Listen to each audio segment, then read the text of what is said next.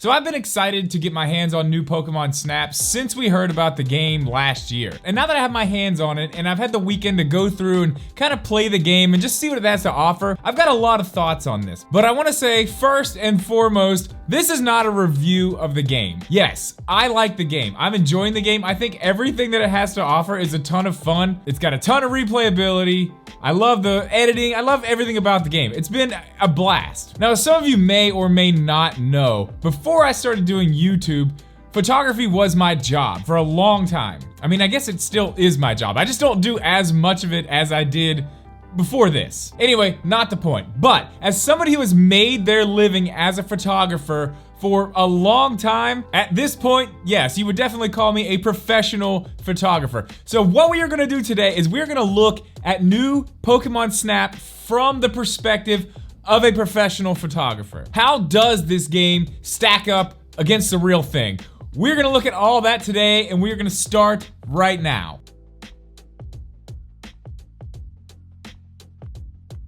What's up, guys? Welcome back or welcome in for the first time. If you are new here, do me a favor, jump down in the description of this video, click the link to our Discord. We're in there every day talking about all kinds of things, including new Pokemon Snap. So go ahead and click that link and I'll see you in there after this video. Now, before we jump into the comparison to the real thing and the game, I'm gonna give you guys a brief history of me, I guess, my photography. If you don't care about that, I'll put the timestamp right here. You can skip ahead. But for those of you who are curious why I would call myself a professional photographer, I'm gonna go ahead and give you the full story here as fast as possible. So I've always had a little bit of an interest in cameras, even when I was younger, but I got my first professional-ish camera a year before my oldest daughter was born, which was now 11 years ago. I originally got the camera just so I could take, decent pictures of her, but by the time she was born, I had already got so far into it that I was buying lighting kits, different flashes, and all kinds of stuff that someone at that level probably doesn't need, but I was really into learning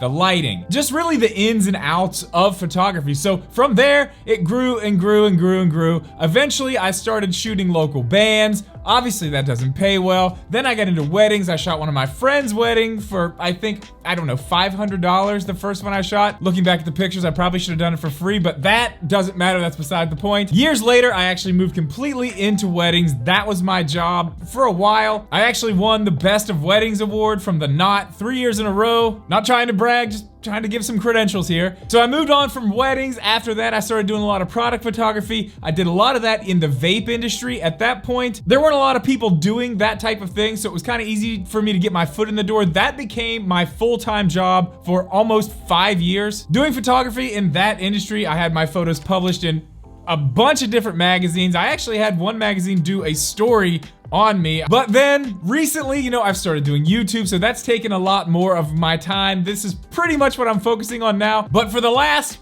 10 years or so, photography has pretty much been my life. So, comparing the actual thing to the game, I'd like to start here.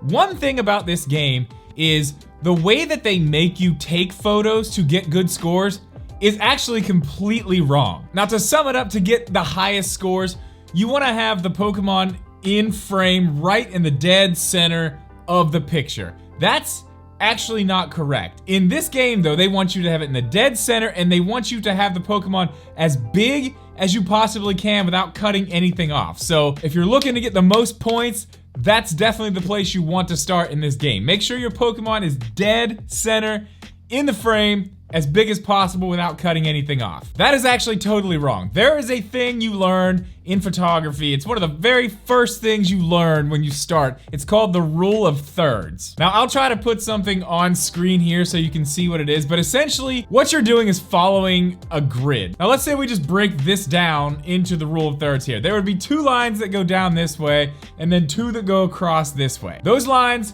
intersect in 4 different points, about here and about here. Now, traditionally, in those points, in those intersecting points on the screen, that is where you want to have the subject of your photo. That's where you want to have interesting things going on. You want to follow those lines with things. You want to put things in those points. That's pretty much the biggest rule in photography. Now, later on, once you learn it and you can use it very well, you're allowed to break it. But honestly, I'll try to put this up too. If you put up 2 photos beside each other of the same exact thing, this one using the rule of thirds, this one not, you can see which one is just more pleasing to the eye. You look at the one that's not using the rule of thirds and you can see, even if you don't know what it is, you can just tell something's off. It's not right. It doesn't look as pleasing to the eye. So in that sense, they're way off. I understand why they didn't do the whole rule of thirds thing, and I wondered if they would, but I understand why they didn't. It's a little too much to, you know, ask a kid to go in and, you know, start learning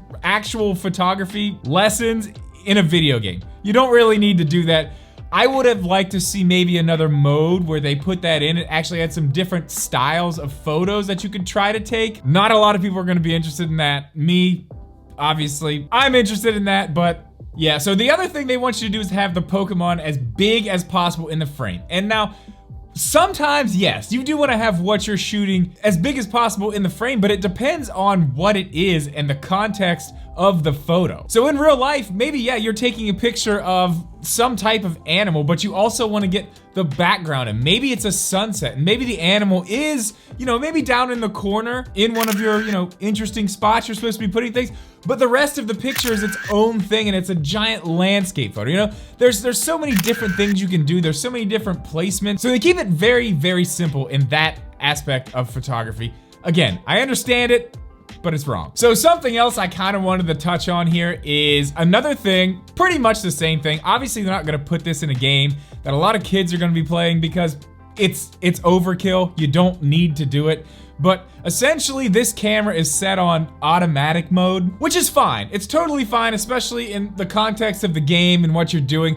But if it wasn't, if there were certain things, even if it wasn't full on like manual mode, if there were certain things you could do, you could really open up the possibilities with the types of photos that you could take. And I'm gonna explain that right here. One of the biggest things I saw the first day I played it, I was taking a picture of a Scorbunny, and he was actually running across the screen. And you know, I was using the controller to just kind of stay right with him. So I kept him in the center of the frame, just kind of, you know, using the joystick to just go at his speed so he stayed right in the center of the frame. Now, there's a few things you can do with an actual camera in this situation, especially when you're trying to capture motion. Now, one of the main settings of a camera is your shutter speed, and that is exactly what it sounds like. It's the speed in which the shutter closes. So in this situation, essentially the speed of your shutter is going to give you a very sharp, crisp photo, or it's actually going to give you some blur. Because if you remember what I was saying, the camera was actually moving this way. So if you actually had a slower shutter speed,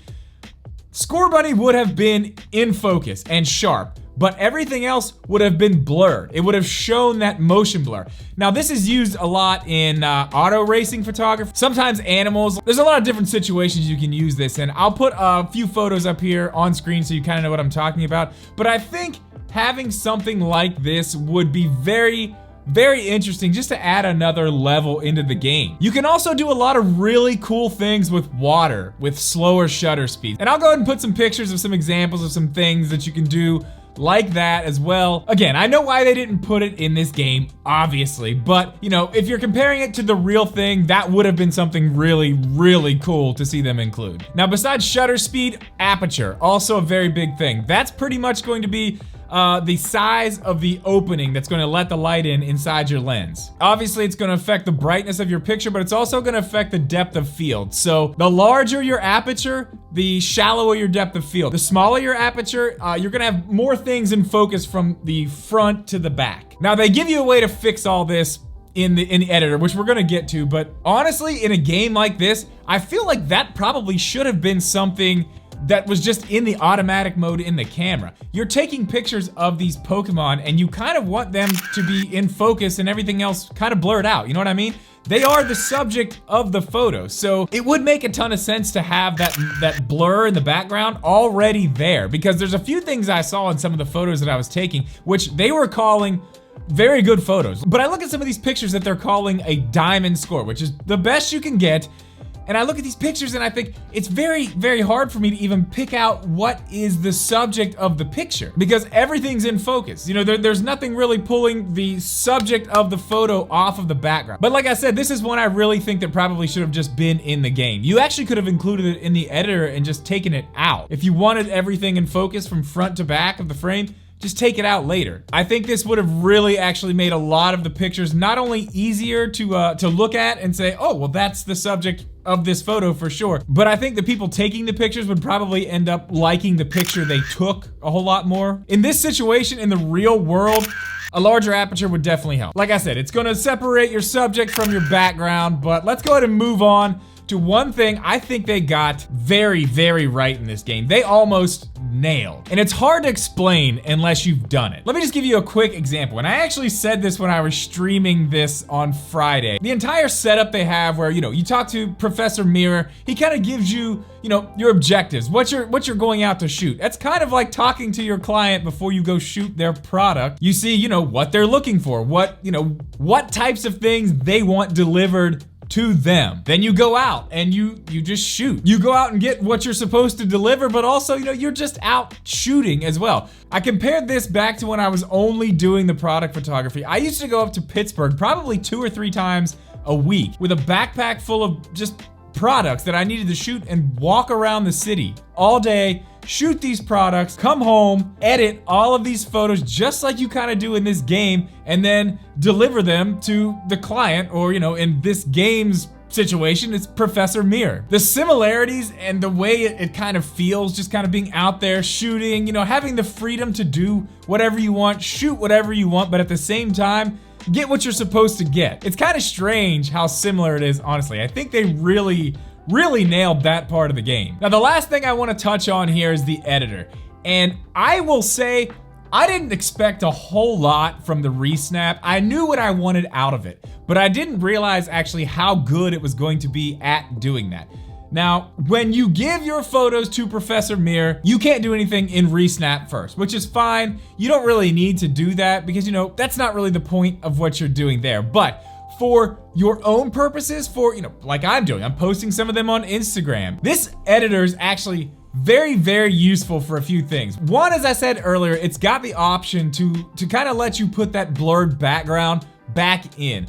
But it actually goes into pretty amazing detail of a few different aspects of the blurred background, which are very, very important. And I'm so glad that they actually included in this. Essentially, they are giving you the aperture function of a real camera in manual mode, but it's after the fact. Now, not only can you blur the background, but this is where I think they absolutely nailed this.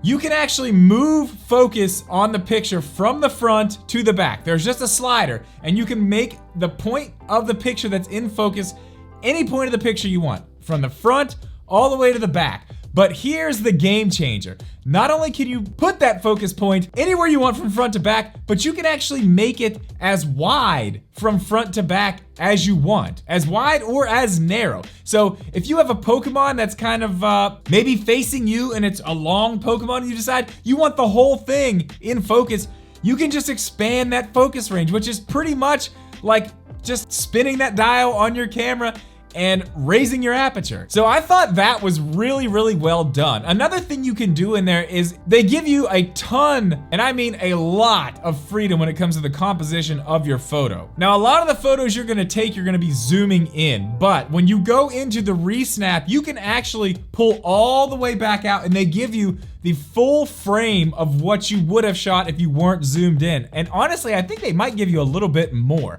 There's a ton to choose from.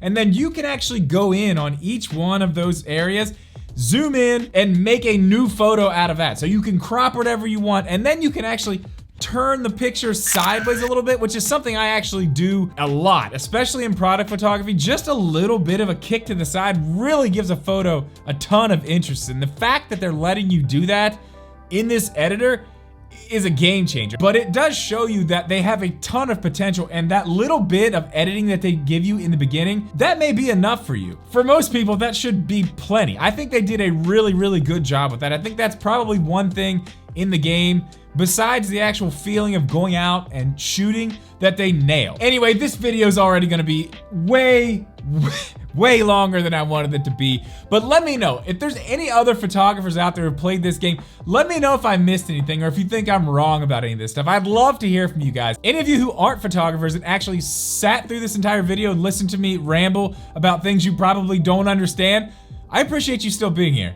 Make sure you smash that like button too. But guys, that's gonna do it for this one. As I said, please leave a like on this video. Make sure you are subscribed, and we'll see you in the next one.